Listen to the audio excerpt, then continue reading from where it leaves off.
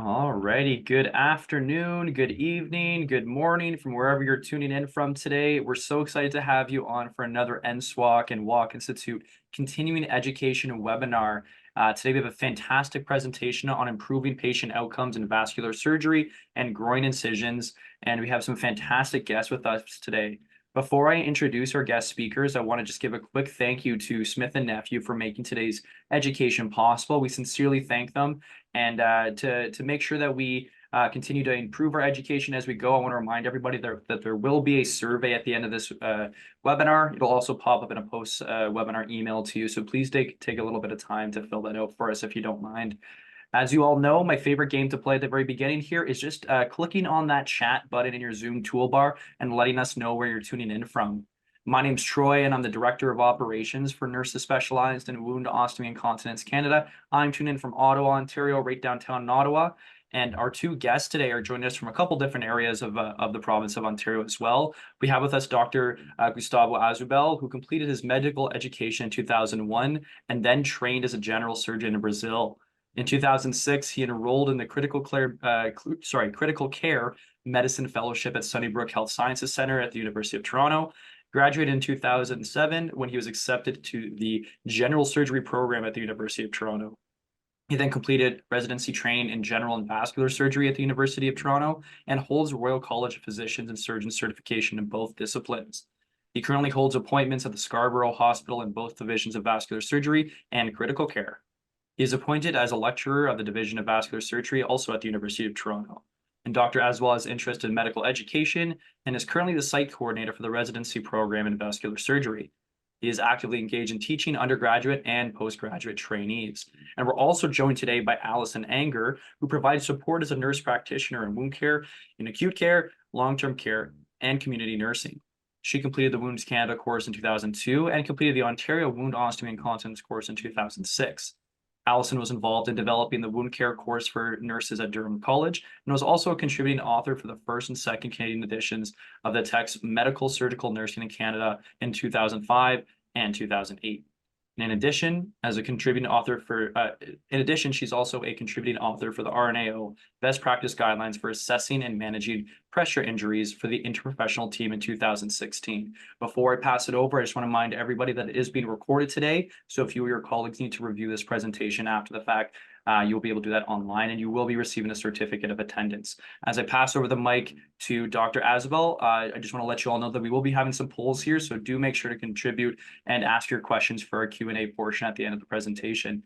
Thanks so much, and I'll pass over the presentation to Dr. Azoubel. Thank you, Troy. Thank you, everyone, for having me tonight. We're going to talk a bit about what we've been doing in terms of improving patient outcomes in vascular surgery, specifically with regards to groin incisions. I mean, many of you actually know me, some may not, and for people who know me know that I'm passionate about getting my patients in and out without wound complications.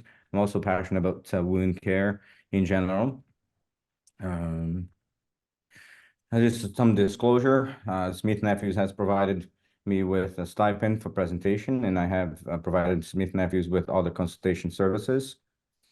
Well, the objectives of the talk tonight, we're going to discuss the specific challenges of peripheral vascular surgery and identify the high-risk patients with regards to risk of surgical site infection. As we go over the data and everything, we're going to review some clinical pathways, including a clinical pathway that we established at our hospital for incisional negative pressure wound therapy, which from now on in the presentation you'll likely see as NSWOC for groin incisions.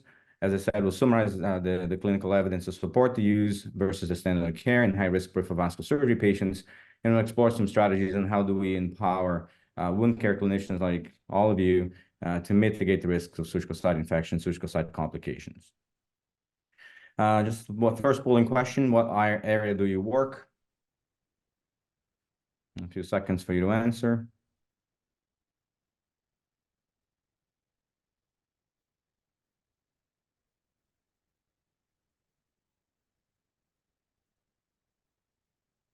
All right, I'm going to let you finish this whenever you find.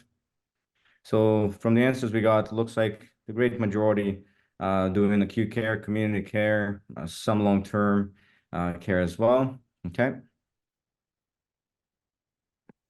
Does your facility, now the pool is right in front, does your facility currently have an SLI prevention protocol bundle? Yes or no?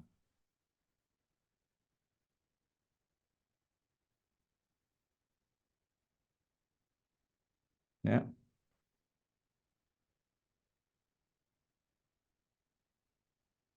Yeah, looks like the majority do not have a protocol or bundle to help decrease the risk of surgical site infection. All right, let's go over the data and see if there is a reason for us to try to change that. All right, next polling question. In preventing surgical site infection, what is the biggest challenge, do you think? Getting the team on board, not having time, not sure where and how to start. I'm not convinced it's needed. I'm consulted only when the infection is already in place, or the cost.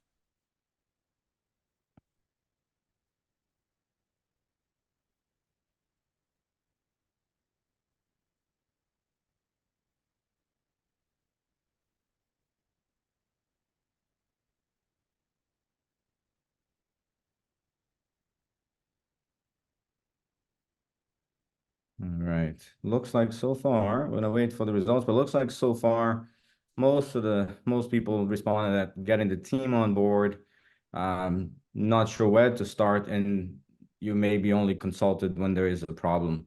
Kind of split, and mostly getting the team on board, and then the other half being not sure where to start and consulted only when there is a problem. Okay. Now, we probably know that in preventing surgical site infection or closed surgical incision management, up to what percentage do you think of SSI are considered preventable? You got a few options there, 10%, 30%, 40%, 60%.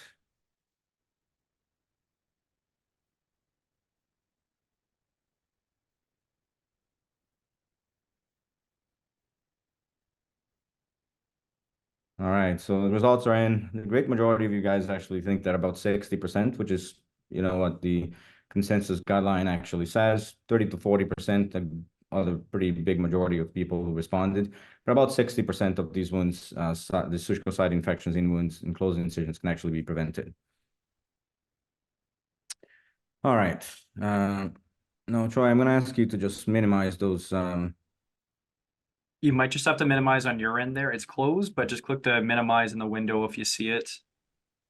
All right, I can't really see it, but unless I share results. I don't want to share the results necessarily because I've already shared Or them. if there's the X option to close the window, perhaps. Yeah, there might be, but I just can't see it because there are too many things open all at once. Okay, I find it now. And again, the Mac thing. All right. So the human cost of surgical site infection. I mean, the number of surgical site infections that happen every year in the United States and Canada is incredible. In the United States alone, the estimate is about 500,000 SSIs develop each year, with about 5% of all patients that undergo any surgical procedure will develop a surgical site infection. 8,000 deaths each year are seen as a result of complications from surgical site infection.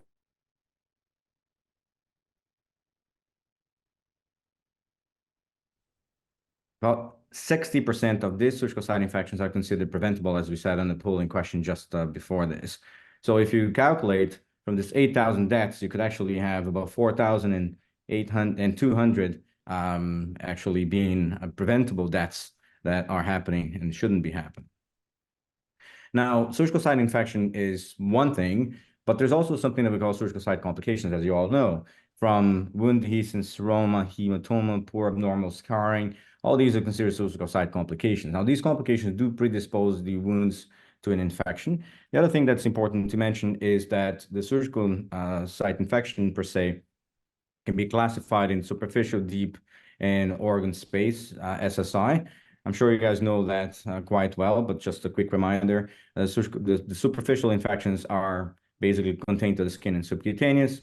The deep go to fascia and muscle, and organ space one penetrates a space where there's an organ. So for example, if there's complete adhesion of an abdominal incision, and that involves, and it goes into the abdomen per se.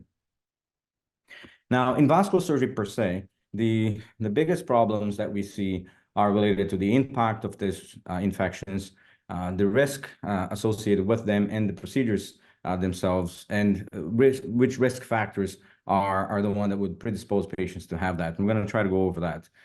In terms of the impact, I mean, obviously, you could imagine that surgical site infection increases morbidity, length of stay, mortality, wound care, outpatient visits in every specialty. But in vascular per se, is actually quite high. You know, like you end up with significant problems such as, you know, amputations, with obviously comes with decreased mobility, increased morbidity and mortality. Length of stay is another thing that we see it quite often, especially in open surgical procedures. These patients sometimes require a return to the OR with much more complex and higher risk procedures being necessary.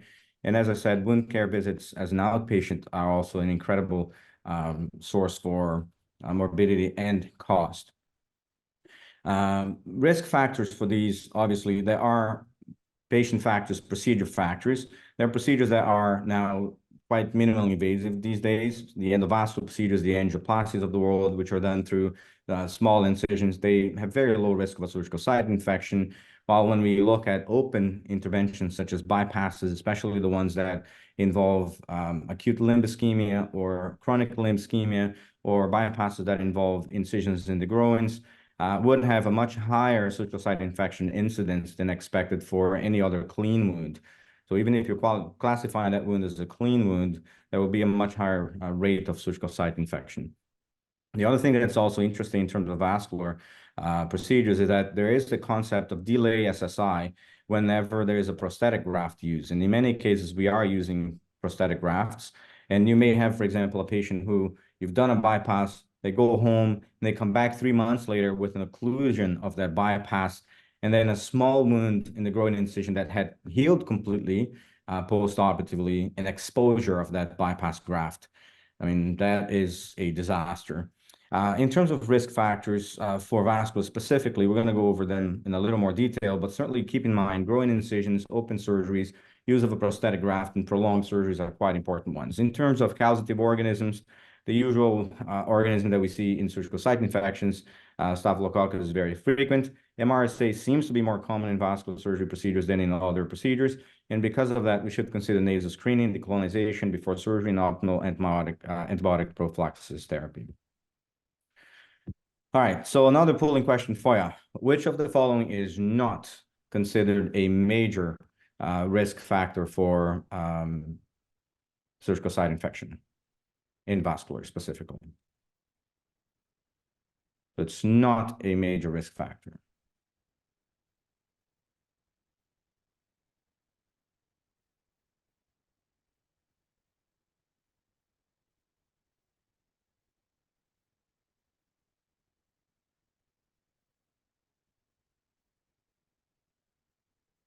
All right. So, you know, the great majority responded correctly, saying that a BMI below 18 is not really a major risk factor. I mean, we do know that poor nutrition is, emergency surgery, extended surgery time, which usually come together. You know, emergency surgeries tend to be long in general. Uncontrolled insulin-dependent diabetes, but it's definitely a major risk factor, and high BMI is also quite a major risk factor. Now, we're going to talk a little bit about some of the evidence, and the evidence is actually quite extensive these days, but most important than going through the evidence in detail at this point is to realize that there has been a lot of work being done, both by you know, consensus panels as well as by you know, organs such as the NICE in the UK. The NICE guidelines, the National Institute of Health Care, and they basically come for every important thing, every important theme, they come with guidelines. So for example, in vascular surgery, they came with guidelines with regards to what's best, open versus endovascular repair of an abdominal aortic aneurysm. But they also came out many years ago, I think in 2015, with their definition of high risk patients. And this is just to go on to that polling question that we just talked about. On their review, so what the NICE guidelines do is that they review all the evidence and they come out with recommendations for the clinicians in the UK. And I mean, the UK tends to have a pretty similar healthcare system than we do. So I think that's actually quite applicable to us in Canada. They came up with the following risk factors. So many factors are associated with the surgical procedure itself, repeat operations, need for emergency surgery, but also risk factors associated to the patient, such as age, underlying illnesses, obesity, smoking, the wound classification, and the site and complexity of the procedure. So again, in vascular surgery specifically, the ones that we have seen more commonly in all the studies are BMI, elevated BMI. Some studies will say greater than 30, some studies will say greater than 35, poorly controlled diabetes, especially insulin-dependent diabetes, immunosuppression, presence of a vascular graft is a big one, presence of gangrene in deep lateral foot. So that's a major problem because you're basically doing a procedure in someone that already has an infection on that ipsilateral limb. Now imagine if with that you also had to use a prosthetic graft in an emergency procedure. Obviously, you're at very high risk of problems there. Abnormal skin in the groin, and one that's not mentioned very commonly, but that I see very frequently in my practice is an overlying pannus over the groin area. In terms of the procedure per se, there are obviously procedures that are low risk. So procedures that only make incisions in the abdomen, such as an open AAA repair, or procedures that use minimally invasive techniques, such as endovascular aortic aneurysm repair or femoral iliac angioplasties and stenting. These are low-risk procedures. But in terms of high risk, basically, if you think about every procedure in the vascular or armamentary that cuts through the groin area. So aortobifemoral bypass, you got 2 groin incisions. Femoral endarterectomy, you got a groin incision. A femoral popliteal bypass, you got at least 1 groin incision. A femoral got 2 groin incisions. Axillobifemoral got 2 groin incisions. And amputations, because you're usually operating in poorly vascularized bed. Well, let's try to go over briefly the clinical evidence. I mean, as you will see, there are multiple studies that have been published, from consensus documents to the NICE guidelines, as I mentioned, Cochrane reviews. And these studies basically all try to get to the answer, should we really be doing this? As I said, the NICE guideline was published a few years ago. It was initially published in 2015, revised in 2019. And the PICO negative pressure wound dressings for closed surgical incisions, updated, as I said, in August 2019. They looked at evidence from 31 studies, 15 of which are randomized controlled trials. So there is now good randomized controlled evidence suggesting that PICO dressings, or negative pressure wound therapy dressing, and single-use negative pressure wound therapy, is better than standard wound dressings, especially in high-risk patients, with the odds ratio of 0.51 and a confidence interval 95%. So that's actually pretty good. And if you look at the observational studies, you get similar results with an odds ratio of 0.27. The evidence does seem to support, when we look at the NICE guideline, that's their conclusion, the adoption of PICO negative pressure wound therapy for closed surgical incisions in the NHS in the UK should be considered as an option for people who are at high risk of developing SSI, and they are associated with fewer SSIs and seromas compared to standard dressings. And the cost modeling does suggest that the PICO is actually has very good cost benefit, with clinical benefit similar overall cost. There are actually studies that will show that there are savings when we actually use this dressing. So although you may actually have to buy a more expensive dressing to start with, the overall cost is actually better.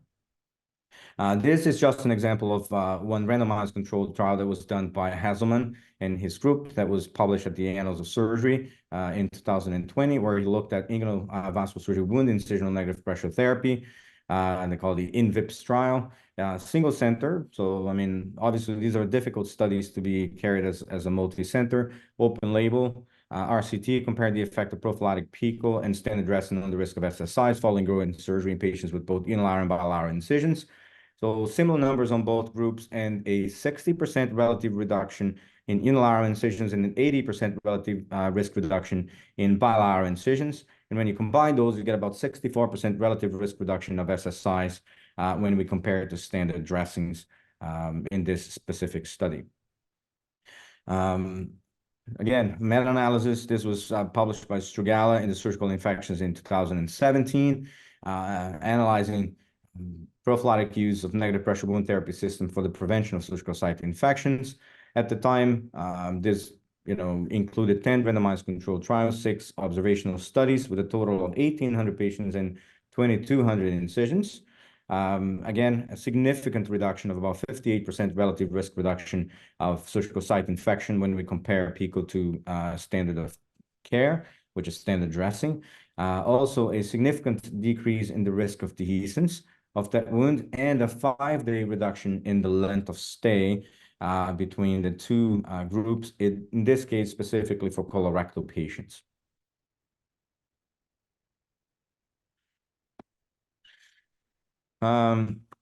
So I showed you 3 interesting studies. Now the question, why is negative pressure wound therapy not the standard practice for SSI in high-risk patients specifically?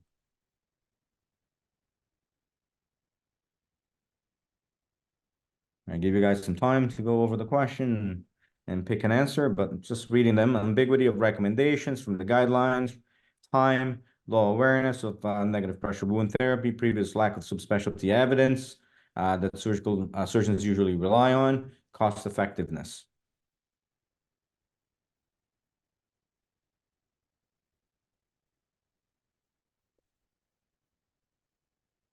All right, maybe we'll finish the poll there, just in the interest of time. So the majority of people answer that low awareness of single-use negative pressure wound therapy as an important thing in disclosed incisions, followed closely by previous lack of subspecialty evidence by surgeons and ambiguity of recommendations from guidelines and clinical trials. Okay. All right. So I guess we're doing here is an important thing because we're trying to raise awareness. Very good. All right. Now, last year, another meta-analysis was published, this time at the Lancet, which is a very respectable journal, as we all know. And they called it an update meta-analysis and trial sequential analysis. So what they did is actually they picked up from all the other studies and meta-analyses that were done before and upgraded with the most recent evidence over the last few years, since even the pandemic and everything, and pulled the data all over again. And the question is, that they were asking themselves that, like, all right, do we have enough evidence to now stop with this and just move on and start implementing this as the practice that needs to become the standard practice? And they concluded that there's high certainty evidence that the incisional negative pressure wound therapy is effective in reducing SSI. And the uncertainty that could exist in previous meta-analysis is actually much less in this one, with the addition of the more current evidence. They also raised the point that further trials are unlikely to change the effect of estimate for outcome in SSI. So unless we have a very specific question, further research may actually not add that much with regards to what's already been published out there. And we should actually start to consider what's already been published and try to move on to the next step of research, which is you get the data and now you use and implement the data to the benefit of your patients. Again, just to show some of the stuff that's been published already. If you've never read this World Union Consensus, it's a very good document in terms of closed surgical incisions.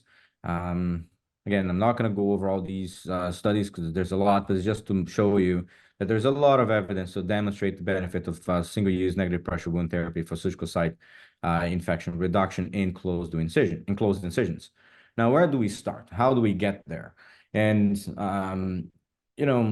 the pathways and bundles are something that are quite effective in implementing strategies like these, mostly because what you don't want to have is you don't want to have variability. You don't want to have people thinking too much, especially when you're doing emergency procedures. Should I be doing this? Should I not be doing this? I mean, if there's a pathway, if there's a bundle in there, and you follow that bundle, then there is going to be a tendency to, overall apply those recommendations to the greatest number of patients. Now, what we did at our service was that we initially went over the evidence. Once we went over the evidence, we created a pathway. And once we created a pathway, we disseminated the pathway initially through the surgeons. We had to have buy-in from the nurses in the OR. We had to have buy-in from management. It's interesting to realize that, for example, in the beginning, there was quite a lot of questions about cost and is this too expensive or not, and why we're using this, and when there is a $20 dressing available and all that. But at the end of the day, we end up realizing and being able to show that these are cost effective. When COVID hit, it was actually a switch. And because there was a lot of fear about going in, changing dressings every day, and nurse utilization and not having enough nurses on the wards and this and that, there was a big switch with regards to, all right, these dressings are actually quite helpful because you apply the dressings in the OR, they're there for the duration of the patient's stay. Patient goes home with it if they go home before day 7, and then they get discharged in community care, or the patient itself, himself or herself, removes the dressings. So these are quite important things. This is just an example of a proposed role for negative pressure wound therapy in closed surgical incision. Again, it's all about asking questions, yes or no, and depending on your answer, you pick what you're going to do. Just to give an example, a patient with a closed surgical incision, if there is any of these major patient-related risk factors, such as a BMI greater than 40, in this case, uncontrolled insulin-dependent diabetes or renal dialysis, the answer is yes, apply negative pressure wound therapy to the closed surgical incision, period, full stop. If the answer is no, we'll go on to the next question. Is there a high incidence, high consequence procedure? Meaning, if there's an infection, would that procedure be basically useless? Would the patient lose a limb? If the answer is yes, you apply negative pressure wound therapy. And then you go on to other risk factors if that answer is no, such as having 2 or more of patient-related or procedure-related major or moderate risk factors, which will vary based on your own protocol in your institution. This is another publication, this time on surgical infections in 2015 by the group of Hickson. And basically, this was for post-operative C-sections. The interesting thing to know is that basically they applied a very similar bundle to what we have these days for colorectal surgery and everything with regards to best practice, those eras, best practice and whatever.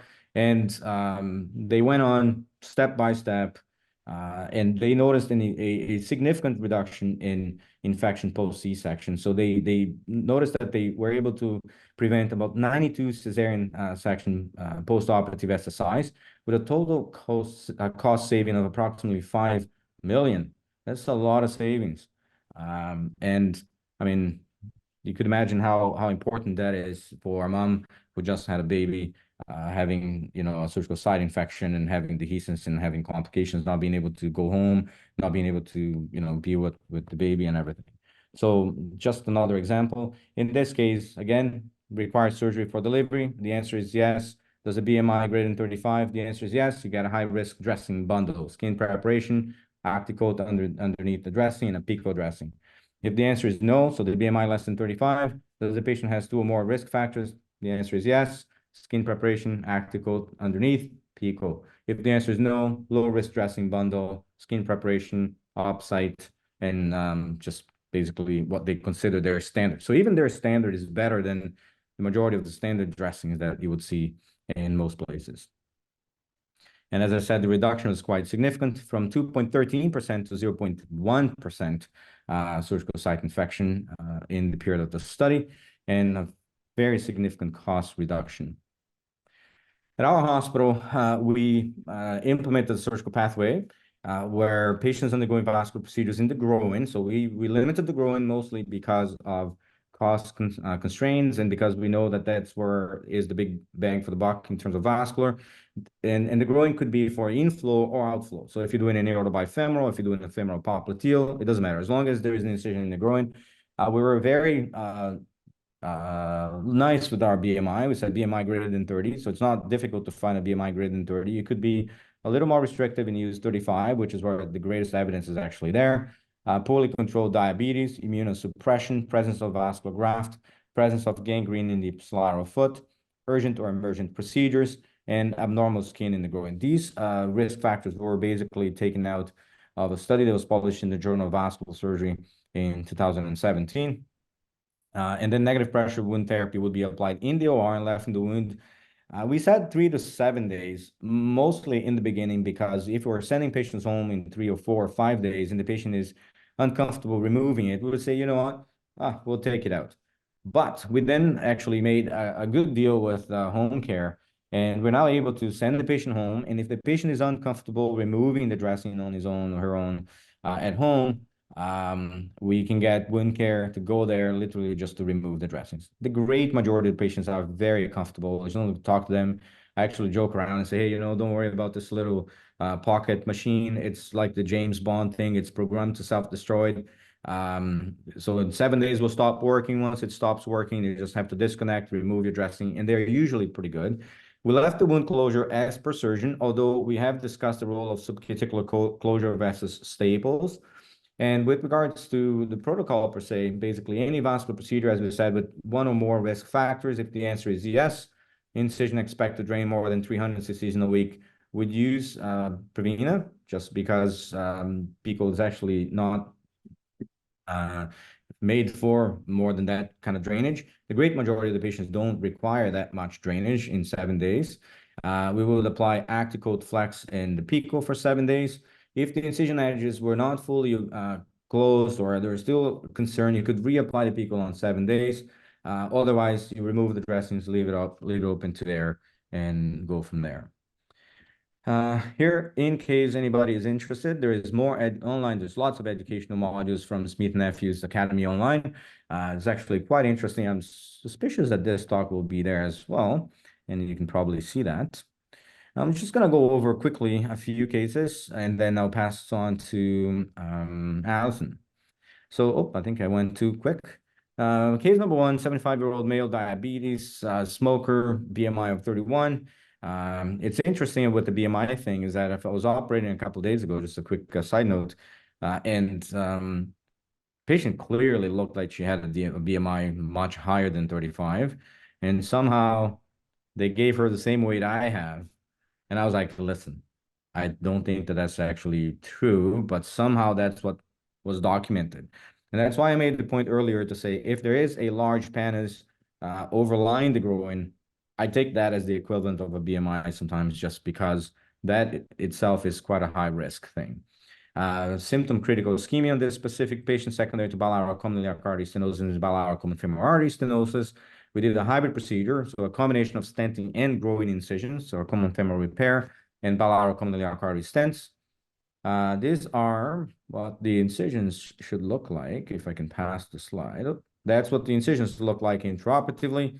I regret the fact I didn't remove that big mole on the left groin, but I didn't have consent for that.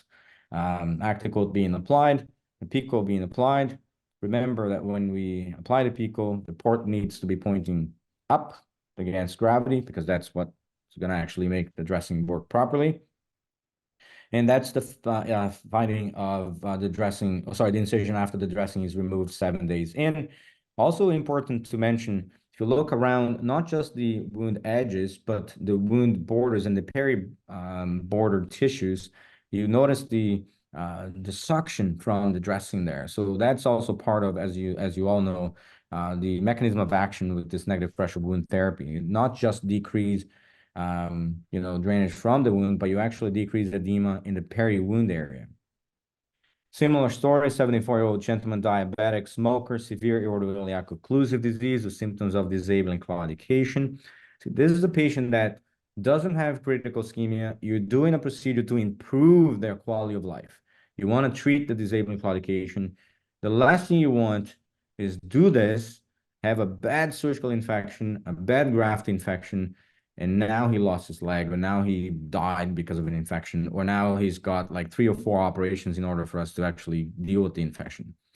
Again, you see the incision in the abdomen, which is was considered a lower risk, and then the 2 incisions in the groin and lower leg, or upper leg, sorry, upper thigh, and closed with staples at the time, with the 2 PICO dressings applied, and those are the incisions on day 7, also looking pretty damn good. The last case is 56-year-old male, obese, heavy smoker, diabetic, critical ischemia with necrosis in the toe, so much higher risk of infection there due to the presence of necrosis. Femoral tibial bypass with an inside to saphenous vein. Although I do my inside to saphenous vein bypasses with a minimally invasive operation, instead of making a large incision all the way from the groin to the lower to the calf, I make skip incisions in the thigh. But the groin incision we can't really avoid. And here's the finding intraoperatively. This one closed with subcuticular, and on day 7, actually the intraoperative dressing applied, and I don't think I have a day 7 picture. So just to summarize and pass the ball on to Alison, does seem like negative pressure wound therapy, single use, enclosed incisions, decreased length of stay, decreased needs for reoperation, decreased need for community services for wound care, and also decreased the overall cost. This all as a consequence of decreasing the rate of SSIs in wound complications. This should be considered in high-risk incisions as the standard of care, especially if there are more than 2 risk factors, depending on how aggressive we want to be. And a clinical pathway can be a very useful tool in achieving the standardization and compliance with the best practices. Thank you. And I will pass it on to Alison.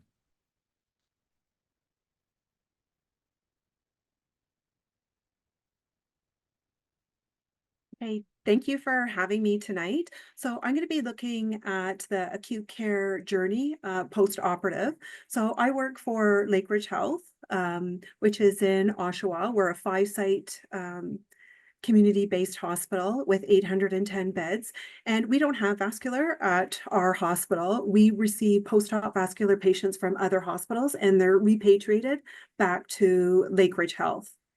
So the reality that we experience at Lakeridge Health is for the NSWOC, we follow up on orders. So for example, when we receive people, there's no orders received on transfer, or there's conflicting orders such as they might be different that was in the notes. So we will have to do a consult and just demystify all that.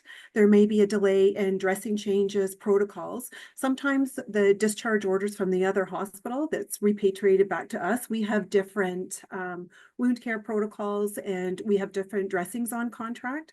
So if that person is repatriated back to us late, that might be a delay till the next day we see them, and just cross-reference those dressings and change them to something that's compatible with what we have on site. There may be a knowledge gap for the use of negative pressure for surgical incision wounds in the OR. 90% of the time on these type of incisions, there's no negative pressure wound therapy on these incision sites.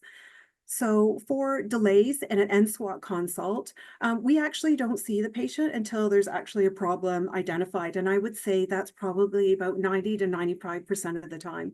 And those delays may be anywhere from day 2 to day 14 or longer, unfortunately. And this may be due to staff recognition of deteriorating incision sites and post-op wound complications. So next.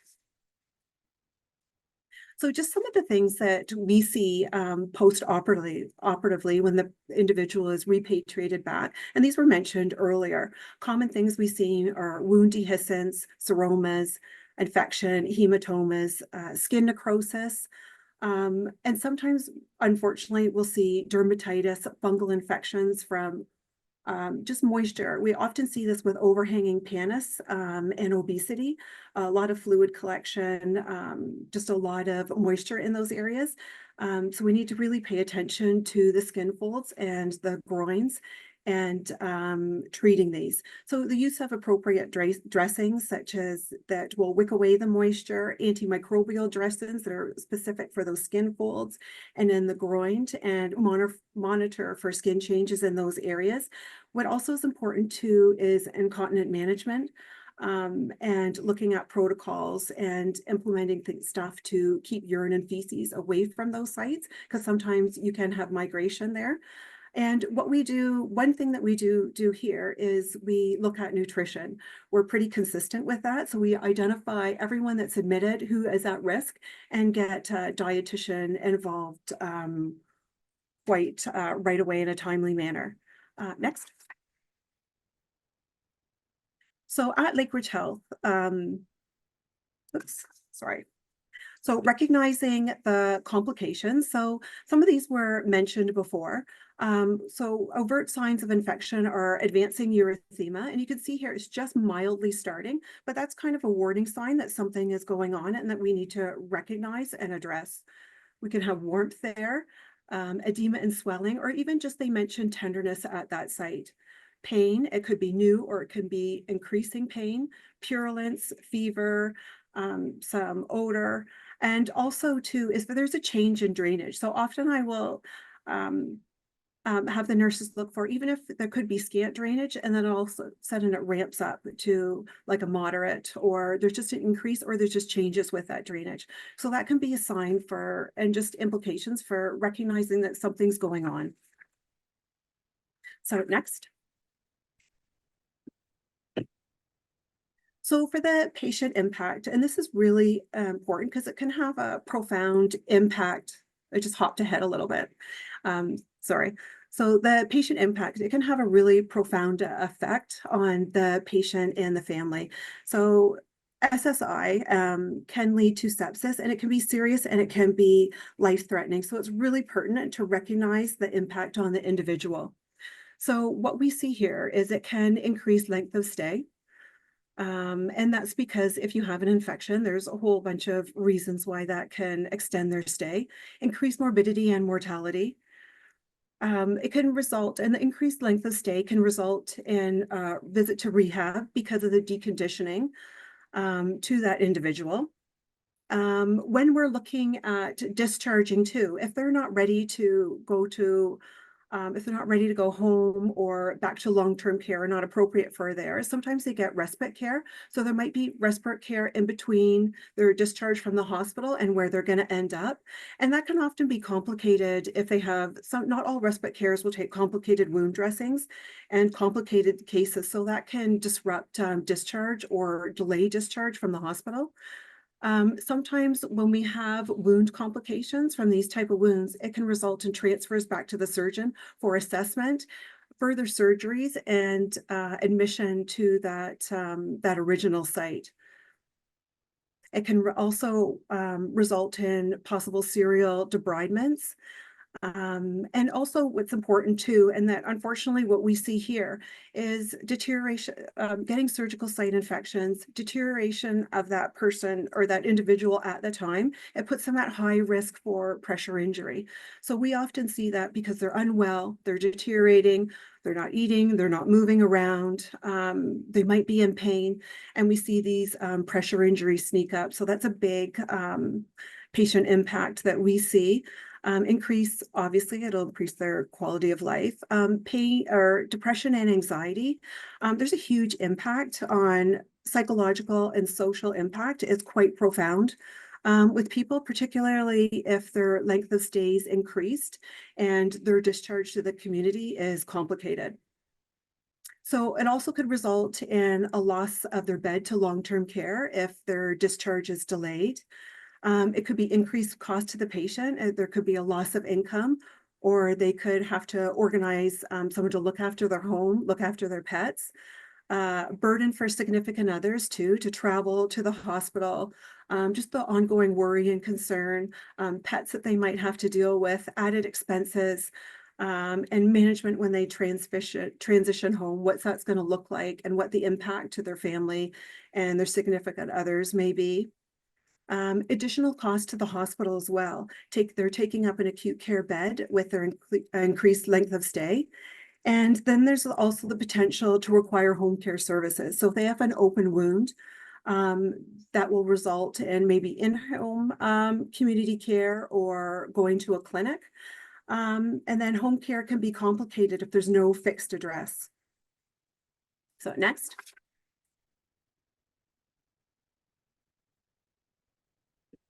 So I've added this case study. Just it's not a surgical site infection wound, but I just think the importance of acute care and collaboration with the role of the community nurse as well, which I think is important. So this is a surgical wound and PICO was used.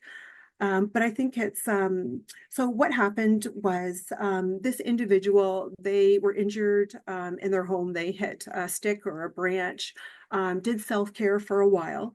And obviously that didn't work out. They made multiple visits to our eMERGE, given antibiotics, sent back to the community. The final time they presented back to Lakeridge Health, they were septic. They were septic from that. So this was they were sent to Vascular. They had enough wound healing or enough vascularization to heal this wound. So the potential for healing was good. So what this required was we did clean up the wound initially. This wound was it was exquisitely painful. So you couldn't touch it. It was infected. It was a chronic infection. So what I used at first was Santal to kind of loosen up the debris, did some serial debridements, and that's the initial one where you can see it's moving along. The middle one, there was some debriding there. At this point, we're still using the Santal, but we put on the Pico for wound closure. And at this point, a couple days later, they were discharged home with orders to continue with the Pico, to apply it. And what I just want to point out is not everyone's familiar with the Pico. There is quite a bit of slough there. That was acknowledged. So we did get calls from the community, because sometimes not always the same nurse don't know the whole process. It was an acute care and how bad this looked. This went from 100% necrotic to about 60% necrosis, 40% granulation here. So we were making progress. It was looking good. So just the concerns with why we're using negative pressure, there's a lot of necrosis. So what I do with people is people that are at risk for limb loss potentially. This was an older person, they were in their 80s. I will provide my continual support for the community. I provide them with emails. I provide them with my direct cell phone. So if they're in the patient's home, so they can have on-site care. So if they have a concern, they can call me. At the hospital, we can have a discussion and then decide or determine what's going on from there. So I did receive a call. They did have concerns, and it was addressed that, yes, this is appropriate. The wound is doing fabulous on the Pico, and they will send me pictures ongoing. The next one is, this was after a debridement, and unfortunately, they just did there was a new image that was taken on Tuesday, but they forgot to upload and send that. But the feedback that I got is this wound is now all at surface level with the continuation of the Pico. Before the concern with the nurse was that there's a lot of drainage with this. So at this point, what we did is we just increased the size of the Pico, which seemed to sustain the dressing, and we continue with the every 3-day regime.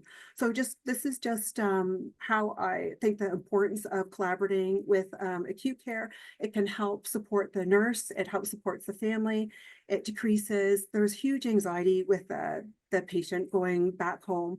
If this would become infected again, if they would lose their leg, if they would end back and eMERGE. And unfortunately, our eMERGE didn't serve them well.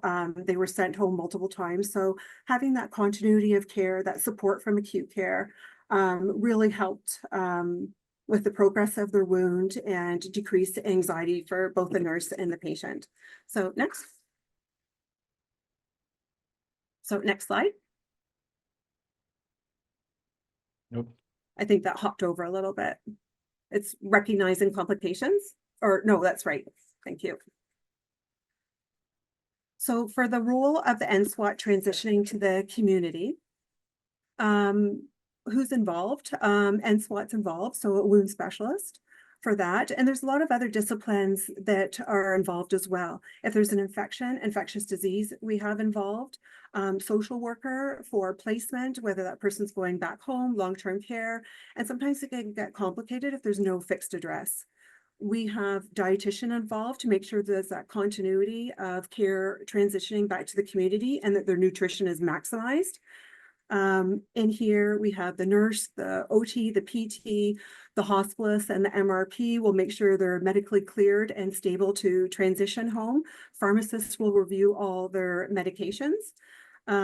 There's discussions and assessment by the care coordinator from the LIN.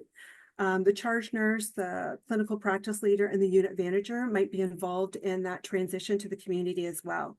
So what is the role of the NSWOC at our facility? is coordination of care. Develop a plan of care to support a healing trajectory.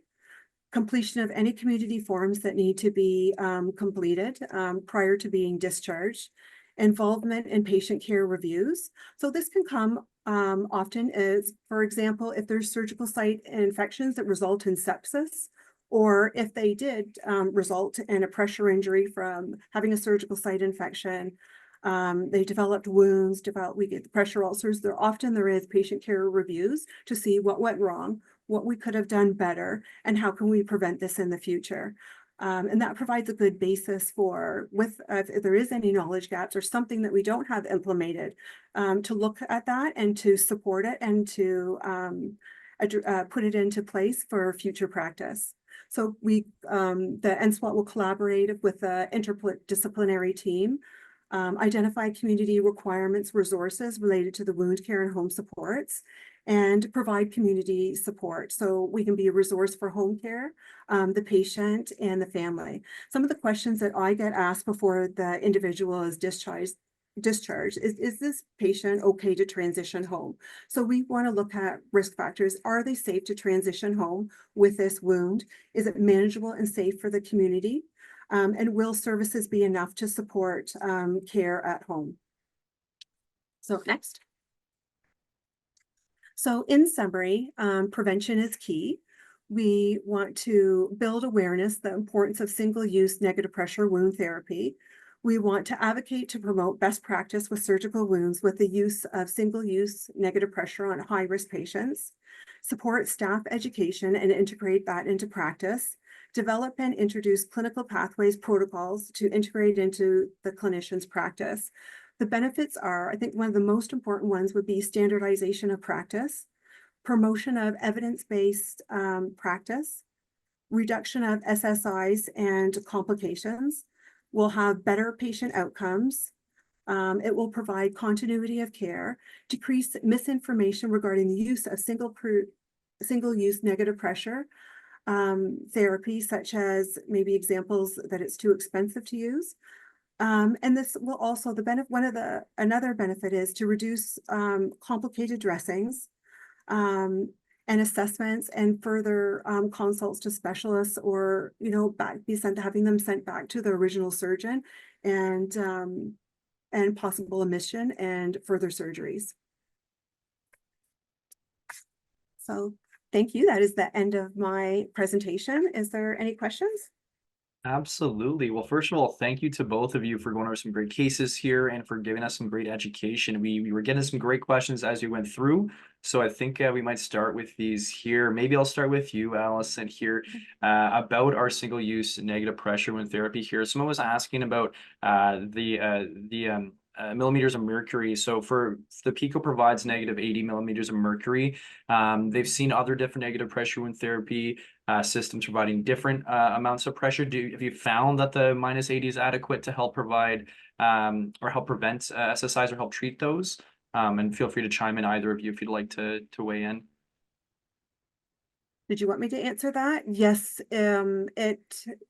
Yes, I've in the vascular wound that I showed you, I find it more therapeutic to use lower pressure than that.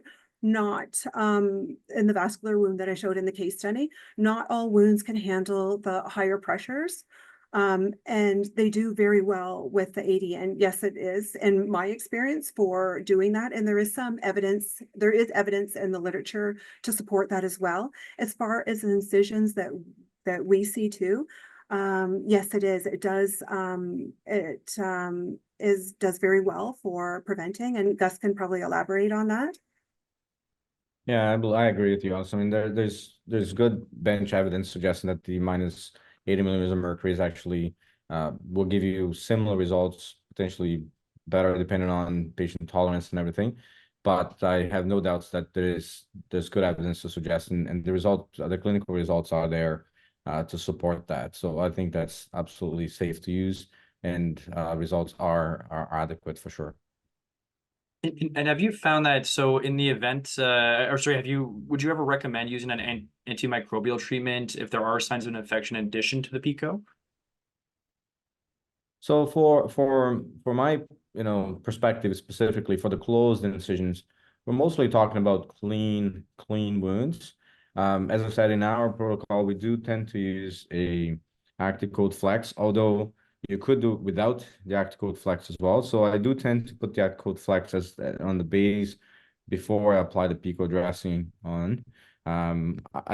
Again, there is some evidence that study that was shown in my presentation with the gynecology group, the C-sections, does seem to show a decreased infection, and they do use the ActiveCoat Flex in addition to Pico.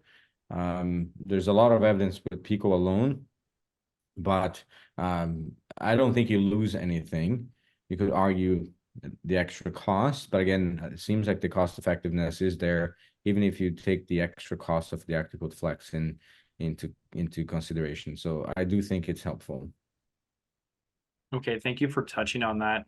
And if we can stay with you there, Dr. Azoubel, someone was asking here whether you could explain the reperfusion edema that might happen after revascularization surgery, especially in patients with venous congestion, and when or at what point should compression treatment be used in those cases. This person in particular does the ABPI and TBI test when patients return from larger center, but they were just asking a little bit more for clarification there.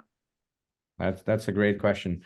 I mean, the truth of the matter, the answer is the sooner the better, right? So the goal there, if you're dealing with a wound that's purely an arterial wound and there's some edema, that's one thing. But if we're dealing with a mixed arteriovenous wound, which happens a lot of the times in our patients, compression is not just an option. Compression is mandatory. And the ideal is that you revascularize, you confirm that your bypass is patent, ideally with an ABPI or a TBI. Somehow you have to prove that your bypass is there, and then you have enough circulation to compress. And I would say you could compress as soon as immediately. I've applied compression in someone who had significant edema in the operating room. I've applied compression, for example, after amputation in the OR, where you put the Pico dressing and then you apply Coban dressing on the amputation stump. So I'm a big proponent for compression dressings and compression therapy as soon as possible. There's always going to be some concern sometimes with regards to, for example, closing or covering a surgical site incision in the calf, for example, if there's a femoral popliteal bypass. Are we compressing too close to the bypass? Are we compressing the bypass itself? In general, if the bypass has been tunneled, even if it's been tunneled subcutaneously, by the time it gets to the knee and into the calf, the compression is not going to compress the bypass per se. If there is any question or any doubt, you can always ask the surgeon, hey, can I use compression in this case? When can I use it? But my answer to that question would be the sooner the better. Document status of the bypass, document status of the circulation, the arterial inflow to that leg or foot, to that wound, and then compress the hell out of it. Thank you for touching on that. And this is just a clarification question from one of our attendees who was just asking about the length of time for Pico. Did they say for 1 week, 7 days, or until no drainage? What was the recommendation? So in the beginning, I started with anywhere between 3 to 7 days. As you know, the Pico dressing comes with 2 dressings, and you potentially may have to change that. The machine itself lasts for 7 days. There's now the Pico 14 as well, but like the machine itself lasts for 7 days. The dressings, theoretically, if one dressing is fully saturated, you could switch that, put another one. But my current practice is I will leave it for 7 days. In fact, to be very truthful, I actually leave for sometimes for 8 days.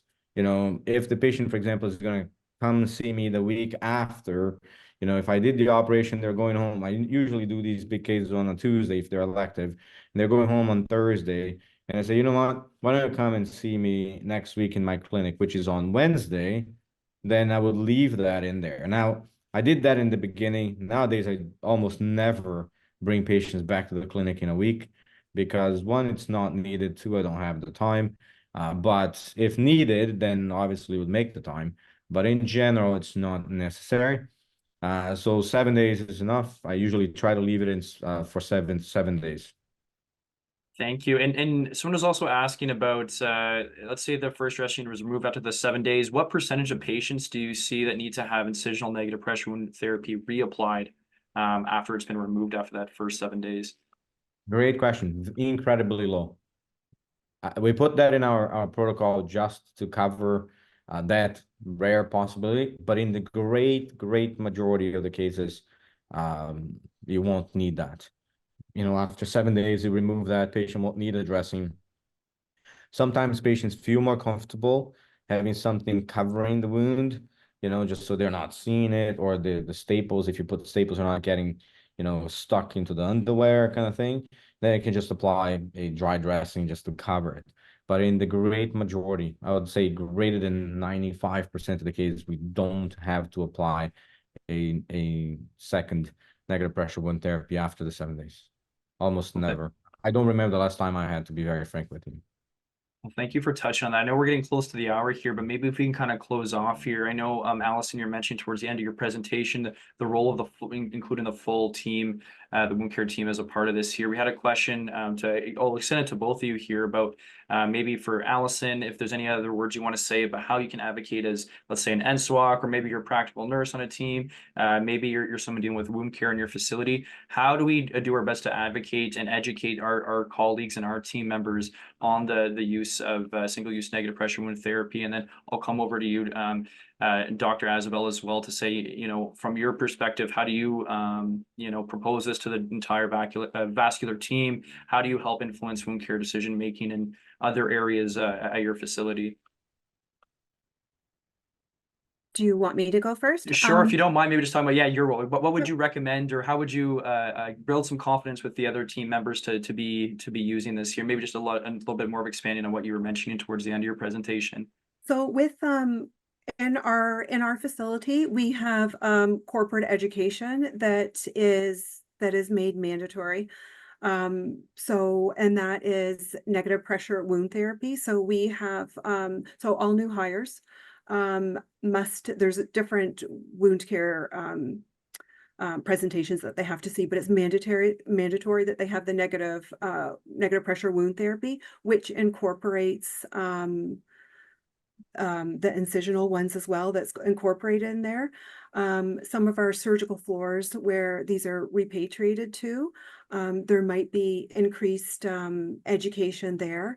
We also have the reps go around for make sure that everyone's capable and, you know, competent to manage these. So for example, if we're doing consults and then we see an influx of people not sure how to use the PICO or other negative pressure, then we'll work with the manager and say, we've just noticed we need an increase in education, that staff, this is what we've been seeing.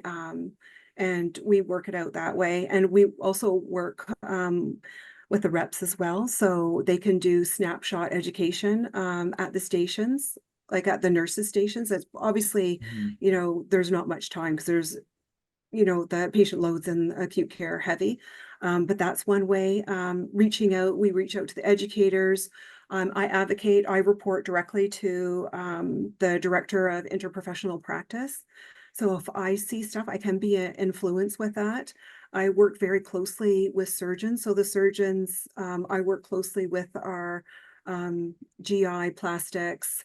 I communicate back and forth with Vascular, not the Scarborough Health Network, but another community hospital. And I work closely with their CNS there. So if I see stuff like, and funny enough, I've just mentioned it, we have some vascular wounds, we have some complications, they're dehiscing this stuff, can you reach out to your vascular team? Or, you know, we just have communication back and forth, just to, so we have that open communication. They can look at how to support staff and educate people. Does that answer that? Yeah, absolutely. And I think just to add on top of this before I come to you, Doctor, is that it's tough because you're competing with time, patient loads. You know, there's so much education going on, but we try and make it important. And for those who are on the call who do want to get more education, I'll give a little shout out to Smith Nephew's Academy, who do have quite a great plethora of education online too. So do check that out after the webinar too. And then for Dr. Azoubel here, if you could say a few words or a couple words to our nurses to help bring something back to their wound care product decision makers, how would you recommend they propose the idea of single-use negative pressure wound therapy to those decision makers to try to advocate for it? I think you got to be pretty truthful about things. You know, the truth of the matter is that in general, what I've learned in my 12 years at the Scarborough Hospital is that managers want the best for the hospital, for our patients. Now, they are pressed sometimes with regards to cost and with regards to, you know, making sure that their budgets are not going to exploding. There are people asking things all over the place and for things all over the place. So you got to be sure to present to them the data. You got to be sure to be truthful to what you're doing and what you're saying. You got to demonstrate that you're passionate about it, that you're actually doing this for the interest of your patients. And in the great majority of the cases, you see that there is quite a lot of reception from managers, from colleagues, when they realize that this is actually the right thing to do. And there's only one way to show that this is the right thing to do, is to actually go over the data, show them the data, educate them, educate the colleagues, show the results when you get them, talk to the people who deal with surgical site infection and say, hey, listen, what are my, what my infection rates have dropped? Are they good? Are they not good? A couple of weeks ago, I got, for example, an email from one of our colleagues who coordinate that and say, hey, we have 2 unexpected infections. Can you look at them? I was actually away on vacation. I looked at them as I was away, sent it back to them and say, hey, this is what happened in this case. This is what happened on that case. They're actually not unexpected infections based on the fact that they already had. But I mean, you got to be responsive. You got to be present. You got to do it yourself. And as Alison mentioned, make sure you're always educating people. Make your relationships work for your patients. Make sure that the teamwork is there, that your nurse practitioners are doing what they are trained to do. Give them the responsibility. Give them the kudos when they're doing the good job they do, the excellent job, in fact, they do. Your wound care nurse, same thing.